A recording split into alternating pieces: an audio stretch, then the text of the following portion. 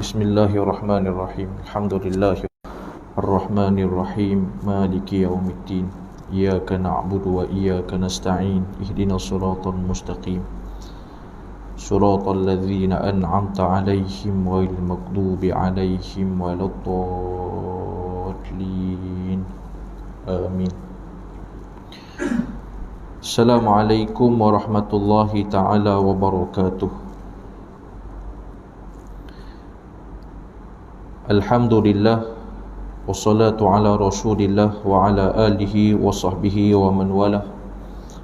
Asyhadu an la ilaha illallah wahdahu la syarikalah, wa asyhadu anna Muhammadan abduhu wa rasuluh. Allahumma aftah alaina hikmataka wa anshur alaina min khazaini rahmatika ya arhamar rahimin. Rabbi syrah lana sudurana wa yassir lana umurana wa khtim lana bi alsinatina yafqahu aqwalana, amma ba'du. Alhamdulillah, pertamanya dan selama-lamanya sama-sama kita rafakkan setinggi-tinggi rasa syukur kepada Allah Subhanahu wa taala pada hari Jumaat yang penuh dengan barakah. Kita masih lagi diberikan peluang kesempatan untuk mengimarahkan rumah Allah. Mudah-mudahan kita terjemahkan segala kebaikan, kurniaan yang Allah berikan kepada kita dengan mengucapkan rasa syukur kepada Allah Subhanahu wa taala. Dengan cara kita menterjemahkan syukur tersebut dengan memperbanyakkan ibadah dan ketaatan kepada Allah. Dan juga sama-sama kita sentiasa perbetulkan niat. Syarat Allah terima amal itu niat yang ikhlas. Kita lakukan itu semata-mata kerana Allah Subhanahu wa taala. Tajuk tazkirah Jumaat pada tengah hari ini, tuan-puan, ibu, tuan-tuan sekalian, iaitu didik keluarga menjadi ahli syurga. Didik keluarga menjadi ahli syurga. Sebelum kita bicarakan bagaimana proses didikan rumah tangga itu akan membawa kepada syurga, perlu kita jelas dan faham ada 3 aspek kejayaan dunia dan akhirat. Zaman sekarang manusia menterjemahkan berjaya itu pada nilai kebendaan, keduniaan, harta benda, pangkat dan seumpamanya. Sedangkan dalam Islam itu lebih mudah definisinya. Maka kata para ulama, antara 3 kriteria orang-orang yang berjaya di dunia dan di akhirat itu ada 6 perkara. Yang pertama sekali, 3 kejayaan dunia, iaitu kekal beriman kepada Allah Subhanahu wa taala. Syarat untuk kekal iman nombor 1 mesti berilmu. Kalau tak ada ilmu, mustahil boleh membina yakin dan iman kita kepada Allah Subhanahu wa taala. Kita berada pada zaman ghazwatul fikr, peperangan pemikiran. Maksud kata sumber ilmu tu tak ada had. Bahkan bercambah-cambah ilmu, mana-mana kita boleh belajar tentang ilmu. Namun persoalannya, manakah ilmu-ilmu yang membina keimanan kita kepada Allah Subhanahu wa taala? Ini masalahnya. Kan, buka Google boleh dapat ilmu, buka Facebook dapat ilmu. Pergilah mana-mana pun sumber ilmu tu banyak. Tak pernah terputus. Namun berhati-hati dalam kita mendalami ilmu. Takut-takut ilmu yang kita tahu, kita belajar, tidak mencerminkan tauhid ataupun membina keimanan, ketakwaan kita kepada Allah Subhanahu wa taala. Maka asas kepada iman itu ilmu, dan ilmu mestilah belajarnya dengan guru yang bersanad, guru-guru yang sifatnya mursyid dan murabbi. Barulah kita dapat menjaga iman kita pada akhir zaman ini. Akhir zaman ni Allah tak uji dengan syariat. Zaman sekarang bukan masalah remaja, anak muda ataupun umumnya kita semua tentang soal malas solat. Zaman sekarang ni orang petikaikan tentang relevannya solat. Zaman sekarang bukan masalah manusia melakukan maksiat, melakukan dosa. Lebih parah lagi zaman sekarang, orang memperkecilkan dosa. Alah, dosa kecil je pun, alah, dosa je pun, nanti taubatlah. Sedangkan memperlekehkan dosa tu dosa besar di sisi Allah Subhanahu wa taala. Ni masalah zaman sekarang. Zaman di mana Allah akan menguji tentang nilai keimanan. Jadi siapa yang tidak memiliki ilmu pengetahuan yang benar, yang kukuh, maka na'udzubillah, cabaran dugaan mutaakhir ini boleh menyebabkan kita semua tergelincir melakukan kekufuran kepada Allah Subhanahu wa taala.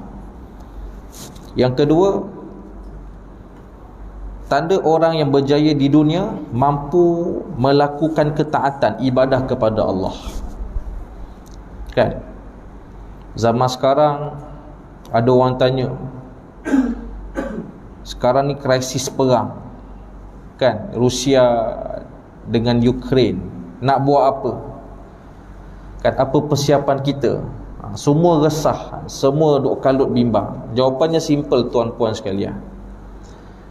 Persiapan kita satu je, jaga solat. Tu je. Kan, siapa yang banyak tinggal solat, cepat-cepat qada solat sebelum dunia ni meletup. Dunia ni diambang kepada kemusnahan. Tak kisahlah dunia ni musnah ke, berperang ke, kita mati dibunuh ke, yang paling penting sekali jumpa Tuhan nak jawab apa. Kan? Dekat dunia Allah bagi 60 tahun, 40 tahun, jaga semayang ke tak? Itu yang paling risau bimbang. Teringat akan satu kisah pengganti kepada Syekh Ahmad Yassin, Dr. Abdul Aziz Ar-Rantisi. Ketika beliau mengambil alih jawatan Presiden Hamas, ditanya oleh wartawan dalam satu convention, "Wahai doktor, kamu tak takut ke akan dibunuh oleh musuh-musuh kamu dengan kamu menggantikan jawatan Syekh Ahmad Yassin?" Maka berkata Dr. Abdul Aziz Rantisi, "Semua manusia pasti akan mati. Ada yang mati aksiden, ada yang mati kencing manis, ada yang mati sakit jantung. Tetapi aku memilih untuk mati terkena peluru Apache." Tepat setahun beliau memegang jawatan sebagai Presiden Hamas, maka Allah membenarkan nawaitunya, keazamannya untuk mati syahid. Akhirnya Dr. Abdul Aziz Asyahid mati kena tembak dengan peluru Apache, tuan-puan sekalian. Soalannya, kita mati nanti mati yang bagaimana? Mati tengah sibuk berniaga ke? Mati tengah sibuk pergi kerja ke? Na'udzubillah, matinya kita itu mati yang tidak sempat kita mengqadhakan solat kita kepada Allah Subhanahu wa taala. Maka sama-sama kita saling beringat, akan tertanggal segala amalan-amalan umat Nabi sebelum menyempurnakan solatnya. Dalam hadis yang sahih, pertama sekali akan dihitung solat kita. Maka kalau solat kita itu sempurna, lulus, maka Allah hitung amalan yang lain. Namun barang siapa yang solatnya tak lepas, tak sempurna, tak lulus, maka tertanggal, hilang, terhijab, terputus segala amal solehnya kepada Allah Subhanahu wa taala. Maka siapa yang mengalami tekanan, kepayahan, susah untuk menjaga solat, guru kami ajar simple je, minta banyak kepada Allah Ta'ala. Ya Allah, aku lemah ya Allah, aku malas ya Allah, aku nak solat tapi tak terdaya ya Allah, dengan kesibukannya ya Allah, dengan aku ni jahil ya Allah, maka kau berikan aku kekuatan untuk menjaga solat ya Allah. Itu cara dia. Merayulah, merintihlah, menangislah, memintalah hanya kepada Allah supaya diberikan kekuatan untuk melakukan ibadah kepada Allah Subhanahu wa ta'ala. Sebab Islam mengajarkan kepada kita sifat kebaikan taat ni Allah yang pilih pada hamba-hambanya yang Allah berkehendak, bukan atas kudrah manusia. Maka kita mampu pergi sembahyang Jumaat pada hari ini bukan sebab kita ni bagus, kita ni baik, kita ini ada kekuatan iman, bukan. Kita mampu sembahyang pada pagi ini, pada tengah hari ini, semata-mata Allah pilih kita dan Allah yang beri izin untuk kita melakukan ibadah kepada Allah Subhanahu wa taala. Sebab itu agama datang bukan untuk mensucikan diri. Sebab manusia sampai kiamat tidak pernah suci daripada najis. Badan kita ni penuh dengan darah, nanah, muntah, kan, air liurnya, ususnya, semuanya najis. Mana mungkin kita pernah suci di hadapan Allah Subhanahu wa taala. Agama datang ini untuk kita sentiasa belajar merasa hina depan Tuhan. Maka awas dengan permainan syaitan. Kadang-kadang kita orang-orang yang menjaga ketaatan ibadah tetapi rasa suci diri. Sedangkan sifat ibadah itu kita semakin nampak hina diri, kelemahan diri, buruk diri, bukan nampak hebat diri, kuat diri, baik diri. Maka jangan tertipu dengan talbisul iblis. Ini semua adalah tipu daya daripada syaitan dan iblis laknatullahi alaih. Itu yang kedua. Yang ketiga, 3 kejayaan dunia mendapat mati husnul khatimah, mati yang baik. Maka nak dapatkan mati yang baik ni, kena belajar jadi orang yang baik. Allah tak pandang pada permulaan. Yang paling penting ending baik ataupun buruk mati kita kepada Allah Subhanahu wa taala. Maka jagalah amalan, banyakkan berdoa kepada Allah, pasang niat, letakkan keazaman nak mati kat mana. Masjid, tengah baca Quran, tengah berdakwah, niatkan, pasangkan azam daripada sekarang. Maka insya-Allah, inni ala dhanni abdi, sesungguhnya aku akan beri mengikut sangkaan hamba-hambaku. Maka rupa-rupanya mati husnul khatimah ini kemuliaan di sisi Allah Subhanahu wa taala. Kemudian sebelum kita nak bicarakan tentang membawa keluarga pergi ke syurga, kena tahu pula apa pula 3 kejayaan akhirat. Yang pertama, tanda orang berjaya akhirat nombor 1, masuk syurga tanpa hisab. Kan, masuk syurga tanpa hisab. Masuk kata amalan di dunia itu sempurna, baik, ikhlas, maka matinya akan Allah berikan access card. Macam Tashengo lah kan, ada orang baki tak cukup, sangkut dia, dah menjadi problem jam semua kan, ada kad Tashengo hilang. Tapi jadilah orang-orang yang sentiasa top up Tashengo dia, lalu terbuka palang alatul, terus pergi ke syurga Allah Subhanahu wa taala. Maka sama-sama banyakkan muhasabah diri. Ya Allah, amalan aku ini, adakah aku ni menjadi hamba yang masuk syurga tanpa hisab? Pergi alam barzah terus terselamat hisab dia. Pergi ke mahsyar, Allah selamatkan dia. Pergi ke mizan, berat timbang mizannya. Terus pergi ke sirat terus mendapat kenderaan kilat tanpa dihisab, selamat pergi ke syurga tanpa hisab. Ini kejayaan yang pertama umat Nabi yang selamat ketika mana berada di akhirat. Yang kedua, 3 tanda kejayaan akhirat. Apa dia? Dapat syafaat Nabi SAW. Kan, dapat syafaat Nabi SAW. Umat Nabi nampak syafaat ni benda yang remeh, benda yang sampingan. Benda yang sampingan. Ketika Nabi di mahsyar, Allah lupakan ingatan Nabi. Nabi tak kenal umat ketika di mahsyar. Kecuali ada padanya tanda-tanda umat Nabi, tu je. Modal yang Nabi ada untuk selamatkan umat Nabi SAW. Dalam hadis yang sahih, antara golongan yang Allah akan berikan padanya syafaat, haram tubuhnya kena api neraka Allah Ta'ala, siapa? Orang-orang yang menyempurnakan wuduknya. Orang yang sempurna wuduk, anggota wuduk kalis daripada api neraka. Dia dihumban, tetapi anggota yang padanya ada wuduk yang sempurna tidak terbakar dengan api neraka. Tapi badannya terbakar, kaki terbakar, belakang kepala terbakar. Sebab tu dalam belajar ilmu fiqah, bila ambil wuduk ni, sunnahnya kita lebihkan sedikit daripada anggota wuduk. Jangan cukup-cukup makan, takut tak sah. Satu. Yang kedua, anggota atas lengan kita ni akan dibakar dengan neraka. Maka lebih-lebihkan sikit ambil wuduk tu, jangan nak cukup-cukup makan. Kan kadang-kadang dalam bab amalan, dalam bab akhirat ni kita cukup-cukup makan je.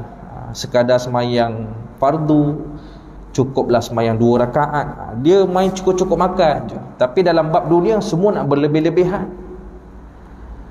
Samalah macam kita nak pergi semayang, kerjanya duduk kelang kabut je, bergegas je kan. Nak pergi semayang kat masjid pun bergegas kan, berlari-lari. Itu yang jadinya habis semayang pun balik berlari-lari kan. Gopoh, kelang kabut hidup dia.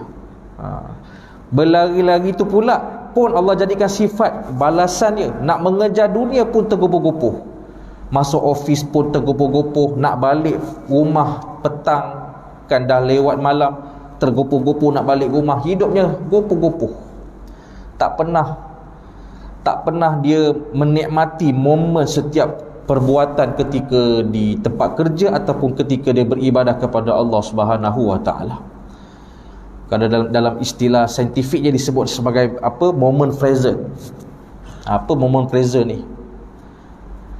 Time semayang tu lah diingat rumah kan, dekat rumah diingat semayang. Macam itulah sifat dia. Time kerja ingat cuti Sabtu Ahad, berangan nak pergi jalan-jalan, pergi Pulau Tioman, Pulau Pangkor kan, sibuk, diganggu. Waktu ibadah kerja tu duk fikir nak bercuti, nak berehat. Tapi bila waktu cuti Sabtu Ahad, bila pergi cuti 2-3 hari kat Pulau Pangkor, duk pergi kerja pula. Tak pernah on track. Rohnya terkeluar daripada realiti, daripada kehidupan. Kan, ini antara sebab kenapa kita tak pernah rasa nikmat dalam kehidupan. Sebab apa? Tak pernah fokus, tak pernah khusyuk dalam melakukan ketaatan kepada Allah Subhanahu wa taala. Maka pastikan kita sempurnakan wuduk. Antara tanda lain yang Nabi kenal umatnya itu memiliki tanda-tanda umat Nabi itu banyakkan selawat di atas Nabi sallallahu alaihi wasallam. Ketika Nabi Adam bersendirian di syurga, datang perasaan bosan, tak ada member, tak ada kawan.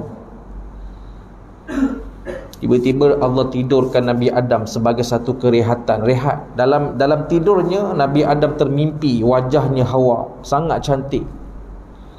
Pendekkan cerita, termimpi Hawa dengan wajah yang sangat menarik, cantik, yang sangat mempersona. Celik mata, Allah dah kunkan, Allah dah jadikan kun fayakun daripada tulang rusuk kiri Nabi Adam alaihissalam seorang wanita Hawa yang sangat cantik rupa parasnya. Terkejut Nabi Adam. Allah telah tiupkan pada dalam rohnya Nabi Adam itu syahwat nafsu, keinginan, kehendak pada satu benda yang menarik. Maka ketika mana nak menyentuh Hawa, Allah melarang akan Nabi Adam itu menyentuh Hawa dengan bertanya kepada Nabi Adam, Wahai Adam, sebelum kamu menyentuh Hawa, kamu kena berikan padanya mahar. Apakah maharnya wahai Allah? 2. Yang pertama, jangan kamu hampiri buah khuldi tersebut. Itu maksudnya nilai ketaatan. Maksud kata, dalam nak memiliki sesuatu yang kita nak, kita minat, kita suka tu, jaga syariat. Belajar dengan ulama-ulama kita mana boleh, mana tak boleh, mana halal, mana haram, mana makanan yang syubhah, mana makanan yang baik untuk dimakan. Kena belajar dan kena praktikkan tentang syariat ni. Inilah kaitannya, kisah Nabi Adam itu dibenarkan untuk menyentuh Hawa, kena bayar mahar.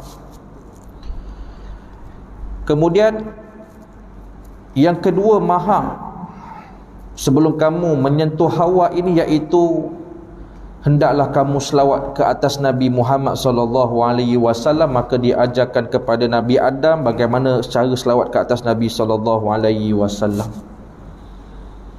Maka Nabi Adam tanya pada Allah, wahai Allah, siapa itu Muhammad? Itulah cucumu, Nabi yang terakhir yang akan diutuskan pada akhir zaman. Ikutkan hadis ini, riwayatnya panjang lagi lah. Nak ceritanya kitalah umat Nabi yang Allah cerita tadi tentang Nabi Adam AS. Tapi umat Nabi tak rasa berbangga menjadi umat Nabi SAW. Bayangkan untuk mengahwini Hawa terkait dengan nama selawat nama Nabi Muhammad SAW. Bahkan kata guru kami, amalan yang paling utama kepada umat Nabi itu solat. Kerana syariat itulah satu-satunya Nabi diangkat ke Mi'raj sampai ke Baitul Izzah, Sidratul Muntaha, sampailah ke muncak kepada hujung dunia namanya iaitu namanya Arash. Arash Allah Ta'ala. Arash Allah. Kan Arash Allah. Itu solat. Maka amalan kedua yang paling utama kepada umat Nabi apa dia? Selawat atas Nabi SAW. Innallaha wa malaikata yusalluna 'alan nabi. Sesungguhnya aku, iaitu Allah dan para malaikat berselawat ke atas Nabi SAW. Allah tak semayang, Allah tak bayar zakat, Allah tak bersedekah. Tapi Allah bagi tahu pada umat Nabi, pada kita semua, sesungguhnya aku dan para malaikat berselawat ke atas Nabi SAW. Dan kitalah umat yang dimaksudkan oleh Allah, umat yang beruntung, umat yang menjadi umatnya Nabi SAW. Maka jadikanlah hari Jumaat ini sebagai hari yang paling banyak kita berselawat ke atas Nabi SAW. Ditanyakan kepada seorang ulama antara istighfar dan juga selawat mana lebih aula dan afdal. Maka kata para ulama, afdal itu selawat, bukan istighfar. Maka hari Jumaat ini sama-sama kita memperbanyakkan beristighfar. Mudah-mudahan di mahsyar kelak, ketika mana Allah lupakan ingatan Nabi untuk mengenal umatnya, maka asbab istighfar kita, tuan-tuan sekalian, Nabi kenal kita sebagai umat Nabi SAW. Yang terakhir sekali, 3 kejayaan akhirat apa dia? Dapat melihat zat Allah Subhanahu Wa Taala. Ada orang masuk syurga tapi lewat sifat syurganya. Sebab tu kenapa kita disuruh semayang awal waktu, sembahyang kerana Allah dengan ilmu ma'rifah. Sembahyang awal waktu ini membezakan jarak masuk syurga dengan yang lain. Maksud kata, kalau kita semayang awal waktu, kawan kita semayang lewat, tempohnya ratus ribu tahun lewat masuk syurga, hanya kerana melambat-lambatkan solat pada awal waktu. Siapa yang melazimi semayang awal waktu ni masuk terus syurga. Dan jarak di antara kawan kita, keluarga kita, anak-anak kita, isteri kita yang lewat semayang ini juga dilewatkan masuk ke syurga. Ratus ribu tahun lamanya, tuan-tuan sekalian. Itu baru satu solat. Kita solat dah berapa lama dah? Berpuluh tahun. Begitulah jarak lambatnya kita masuk ke syurga Allah Subhanahu Wa Ta'ala. Yang kedua, risiko bila kita beribadah kerana sesuatu, bukan kerana Allah. Bila kita masuk ke kubur, kan, selamat daripada hisab. Contoh kita baca suratul Mulk. Baca Mulk ni kan selamat daripada kubur. Mati masuk kubur, Allah selamatkan kita, alhamdulillah. Tapi bila mana masuk ke syurga, mana Allah? Allah tak ada. Kerana telah diberikan pada kamu akan hak amalan ketika kamu di dunia. Maksudnya apa dia? Dah kat dunia beramal kerana elak azab kubur, maka diselamatkan daripada azab kubur. Tapi Allah tak ada. Maka belajarlah daripada saat ini, kita beribadah itu semata-mata kerana Allah. Barang siapa yang beribadah semata-mata kerana Allah, tidak ada niat yang lain, maka dapat Allah dan segala-galanya. Selamat kubur dapat, syafaat dapat, pahala dapat, maghfirah dapat, Allah pun dapat. Itu yang paling penting. Apa guna masuk syurga tak kenal tuan rumah? Sampai bila-bila pula tu, na'udzubillah. Jadi yang pertamanya, tuan-tuan sekalian, bagi tahu benda ni pada anak isteri kita. Baru boleh cerita pasal membawa ahli keluarga kita itu kepada syurga Allah Subhanahu Wa Ta'ala. Yang kedua, kita kena sedar satu perkara. Tujuan hidup ni satu je. Pastikan kita boleh balik semula ke tempat asal kita, iaitu syurga. Ada orang tak tahu jalan balik ke syurga. Ada orang tahu tapi dia tak pilih jalan tersebut. Dia suka jalan dia, jalan syahwat dia, jalan nafsu dia. Maka tak tercapai kembali ke syurga Allah Subhanahu Wa Taala. Maka kena ingat, jalan nak kembali ke syurga ni ada dua halangan. Namanya keraguan dan gangguan. Percayalah, nak pergi ke syurga ni semua nak. Tanyalah siapa-siapa, nak ke syurga ke tak? Nak. Kan, nak ke syurga ke tak? Nak. Tapi jangan lupa ada dua benda penghalang kita masuk ke syurga. Apa dia? Pertama sekali, gangguan. Gangguan ni dua. Sama ada iblis, syaitan sebagai makhluk yang mengganggu, ataupun manusia tu sendiri. Time semayang, time tu lah mungkin isteri ajak pergi shopping, kita menangkan isteri kita daripada semayang kat masjid. Itu contoh gangguan lah tu. Gangguan. Kan? Nak berubah, dah kawan pelik, ejek, psycho, kan, sinis, kan, ungkit benda lama, dah kita rasa down, lemah, putus asa, dah goyah balik iman nak berubah. Ni gangguan. Maka berhati-hati tuan-tuan sekalian. Kan? Maka ni yang pertama. Antara halangan untuk kembali ke syurga, nombor satu, gangguan. Akan ada Allah jadikan manusia, makhluk sebagai benda yang mengganggu kita.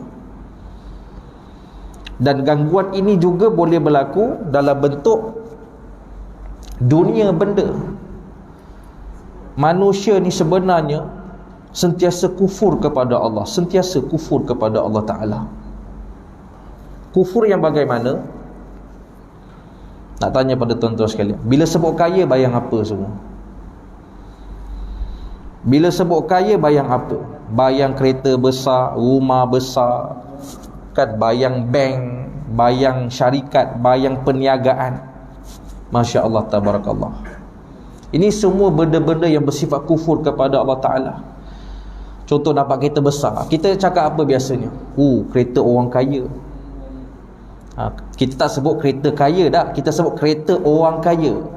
Kaya dinisbahkan kepada manusia, bukan Allah. Itu kufur. Ni maksud kata bentuk gangguan tu menyebabkan akhirnya nak kaya fikir berniaga, nak kaya fikir kerja, nak kaya fikir benda. Itu definisi kaya. Menyebabkan tak terfikir, kan, tak tergerak, kan, tak ada dorongan untuk dia membesarkan rumah Allah Subhanahu Wa Taala. Maka mulai pada Jumaat ini ubah. Nak kaya, sebut kaya, nampak rumah Allah, bukan yang lain. Sebab kaya ni sifat Allah. Orang kaya tu bukan dia kaya, Allah yang bagi kaya, bukan dia kaya. Kenapa kita yang jahil ini nisbahkan kaya tu pada orang kaya? Itu kufur. Menyebabkan masjid tak popular, bukan tempat kecenderungan minat manusia akhir zaman untuk membesarkan rumah Allah. Sebab apa? Bila sebut kaya, terbayangnya manusia, bukan Allah. Saya yakin kalau mulai pada saat ini kita mula transform, tukar pemikiran. Bila sebut kaya, Allah. Bila sebut kaya je, masjid. Nak kaya je, istiqomahlah semayang kat masjid. Saya yakin surau ni upgrade, buat 5-4 tingkat tak cukup. Yelah, umat Islam dah faham dah tentang prinsip hidup. Apa dia? Nak kaya, apa tu kaya disandarkan, dinisbahkan kepada Allah Subhanahu Wa Ta'ala. Tak cukup. Kena besarkan lagi surau ni. Kena besarkan lagi surau ni. Itu yang jadinya bila mana nak kaya, terbayang kaya, yang dia bayangnya berniaga tepi jalan, bank, syarikat, orang kaya. Itu yang jadinya pagi sampai malam, itulah rutin harian dia. Rumah Allah ni sampingan, sebagai tempias semata-mata. Maka ubah, didik keluarga kita ni supaya tidak ada gangguan-gangguan dalam bentuk begitu. Yang terakhir sekali tuan-tuan sekalian, penghalang kepada kita nak kembali ke syurga apa dia? Itu tentang sifat keraguan. Saya dah ulas sikit tadi tu. Dia tak yakin Siapa yang istiqamah semayang awal waktu, tak yakin. Siapa yang rajin pergi masjid, Allah jamin rezeki dunia akhirat. Dia tak yakin, penuh dengan keraguan. Dia tak yakin, tuan-puan sekalian, kan, Islam akan menang pada akhir zaman nanti. Ya, makin berpecah aja. Tuan-puan, ketika zaman bermulanya perpecahan umat Nabi, ketika zaman Sayyidina Ali, umat berpecah, tapi Islam 2/3 dunia menjajah. Kena agak-agak sikit. Jangan kita terbawa sangat pemikiran syaitan ni. Zaman sahabat lagi dah berpecah sahabat Nabi ni. Umayyahnya dengan Sayyidina Ali-nya, dengan apa, dengan yalah beberapa sahabat Nabi yang lain berpecah. Tapi Islam berkembang. Yang berpecah tu pecahlah, tapi Islam berkembang. Sebab apa? Tahu dia punya root cause dia. Allah nak bagi tahu yang hanya itu satu Allah. Sebab tu Allah jadikan umat akhir zaman tu berpecah. Tapi bukan reason untuk kita tak boleh mengembang, memenangkan Islam. Ada yang melihat perpecahan ini sebagai benda yang dia tarik dengan nilai kemusnahan, Islam yang kalah. Dah. Kan kata para ulama, khilaf ini kan rahmat. Tapi siapa yang membawa nilai perpecahan ataupun firqah, kan, firqah, Nabi sebut firqah ni kumpulan. Nabi sebut akhir zaman akan ada beberapa kumpulan. Satu je masuk syurga, ahli sunnah wal jamaah. Kalau 2-3 kumpulan itu berpegang kepada aliran ahli sunnah wal jamaah, maka itu terpakai. Yang masalahnya kita je lah yang klaim kita ni ahli sunnah wal jamaah, satu kumpulan je. Tak betul tu.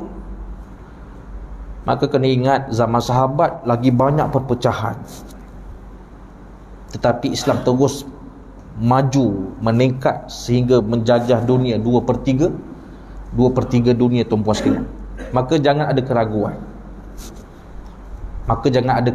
Keraguan. Macam yang saya sebut tadi dah, duk pening dah. Dan tadi dengan cerita pagi tadi gempa bumi, kita rasa gegaran. Apa lagi?